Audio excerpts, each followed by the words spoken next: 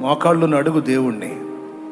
80 ఏళ్లతో ఆయుష్ అయిపోయింది అనుకున్న మోషేకి మరో 40 ఏళ్ళు ఇచ్చి ఒక భాగమే పెంచి వాడుకున్నావు కదా. శక్తి అయిపోయిందని ఫిక్స్ అయ్యాను.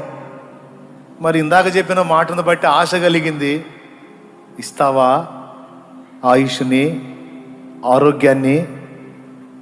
నీ కోసం బతకాలని ఆశ ఉందయ్యా.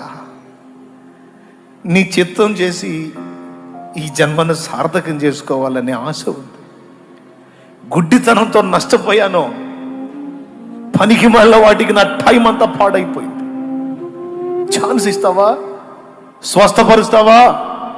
శక్తినిస్తావా? నీ కోసం బతుకుతాను. అడుగో.